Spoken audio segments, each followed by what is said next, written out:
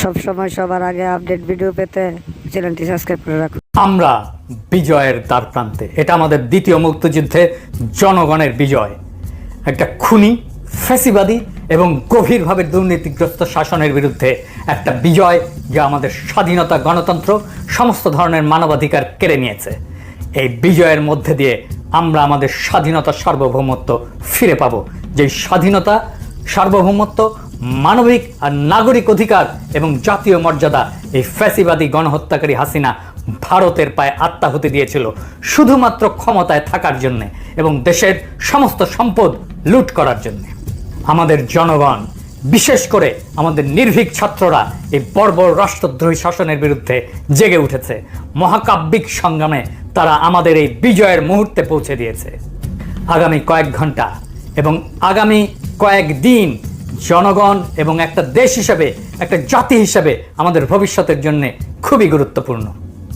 সশস্ত্র বাহিনীকে এখন ফ্যাসিবাদ থেকে স্বাধীনতায় উত্তরণকে ত্বরান্বিত করার জন্য, তাদের উপরে অর্পিত পবিত্র দায়িত্ব পালনের জন্য আমি আহ্বান জানাচ্ছি, যেন তারা তাদের উপরে অর্পিত মহান দায়িত্ব পালনের মাধ্যমে আমাদের স্বাধীনতা, সার্বভৌমত্ব, জাতীয় মর্যাদা রক্ষার ক্ষেত্রে ভূমিকা রাখতে পারে। এই দায়িত্ব পালনের জন্যই আমাদের সশস্ত্র বাহিনী রয়েছে। সেনাপ্রধান হিসেবে জেনারেল ওয়াকার শান্তিপূর্ণভাবে ক্ষমতা হস্তান্তরের প্রক্রিয়াকে ত্বরান্বিত করার ক্ষমতার একেবারে কেন্দ্রে আপনি আছেন। প্রত্যেক মুহূর্ত খুবই গুরুত্বপূর্ণ এবং ঘড়ির কাঁটা টিক টিক করে অগ্রসর হচ্ছে। আপনাকে দ্রুত সিদ্ধান্ত নিতে হবে এবং কাজ করতে হবে। আমি আপনাকে সেনাবাহিনীর এক উত্তাল সময় থেকে শিক্ষা নেওয়ার আহ্বান জানাই। 1975-এ জেনারেল খালেদ মোশাররফ কার্যকরভাবে চেইন অফ কমান্ডের দায়িত্ব নিয়েছিলেন, কিন্তু কি করতে হবে সেটা নিয়ে তিনি দ্বিধান্বিত ছিলেন।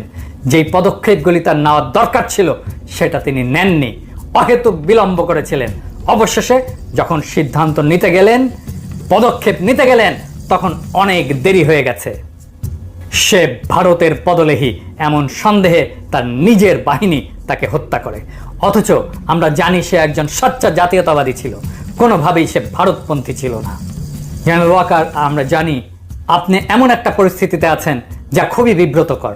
এই ফ্যাসিবাদী রক্তপিপাসু অবৈধ প্রধানমন্ত্রী আপনার আত্মীয় এবং তিনি আপনাকে এই পদে নিয়োগ দিয়েছেন। এটা আপনাকে দ্বিধাগ্রস্ত করতেই পারে, এমনকি অনিচ্ছুক করতে পারে তাকে ক্ষমতা ত্যাগ করতে বলার জন্যে, তাকে ক্ষমতা ত্যাগ করতে বলার জন্য চূড়ান্ত পদক্ষেপ নিতে। কিন্তু একজন অভিজ্ঞ জেনারেল হিসাবে আপনার এটাও বুঝতে পারার কথা যে বর্তমান ছাত্র জনতার গণ আন্দোলন, গণ অভ্যুত্থান শেখ হাসিনার পতনের আগে শেষ হবে না। এমনকি তাকে বাঁচানোর চেষ্টা করা বৃথা হবে। হাসিনাকে অবশ্যই যেতে হবে এবং আপনি তাকে ক্ষমতা ছেড়ে চলে যাওয়ার দরজাটা দেখিয়ে দিতে পারেন। আপনি যাই করুন না কেন, হাসিনাকে অবশ্যই বিদায় নিতে হবে। চলমান আন্দোলনের সময় আপনার কয়েকজন অফিসার যে গণবিরোধী ভূমিকা পালন করেছে, তার জন্য সেনাবাহিনীর মধ্যে ব্যাপক ক্ষোভ এবং হতাশা রয়েছে। পুরো প্রতিষ্ঠানটা তার সম্মান এবং আমাদের জনগণের বিশ্বাসযোগ্যতা অনেকাংশেই হারিয়েছে।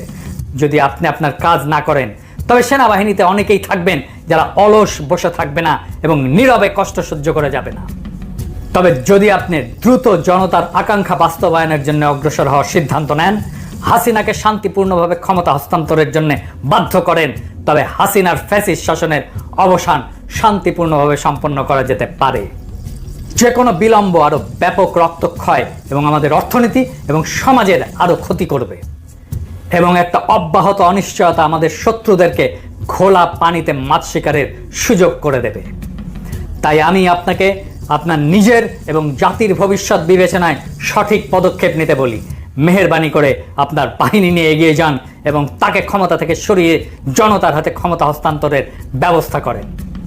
জনগণের এই বিপ্লবী জাগরণের সময় আপনার ঐতিহাসিক ভূমিকা পালন করেন। আমাদের জনগণ সম্পূর্ণভাবে আপনাদের সাথে থাকবে। হাসিনার শাসন কার্যত মৃত। এখন এই শাসনকে সমাহিত করার কাজে আপনি হাত লাগাবেন। আপনি কি অপরাধী হাসিনাকে ক্ষমতাচ্যুত করার জন্য দ্রুত পদক্ষেপ নেবেন এবং আমাদের দ্বিতীয় মুক্তিযুদ্ধের একজন নায়ক হবেন, নাকি তাকে বাঁচানোর চেষ্টা করার জন্য একটা নিরর্থক এবং রাষ্ট্রদ্রোহী কাজে লিপ্ত হবেন? এই পছন্দ আপনার, এই সিদ্ধান্ত আপনাকেই নিতে হবে। আপনি এই একটা পদক্ষেপেই সেনাবাহিনীর হৃত গৌরব ফেরাতে পারেন, নয়তো জেনারেল খালেদ মোশাররফের দুর্ভাগ্যজনক পরিণতি বরণ করতে পারেন। আমরা আশা করব আপনি ঐতিহাসিক মুহূর্তে জনতার পক্ষে দাঁড়িয়ে সেনাবাহিনী নামের এই ইনস্টিটিউটকে রক্ষা করবেন। সৃষ্টিকর্তা আপনাকে সঠিক সিদ্ধান্ত নেওয়ার তৌফিক দেন। ইনকিলাব জিন্দাবাদ।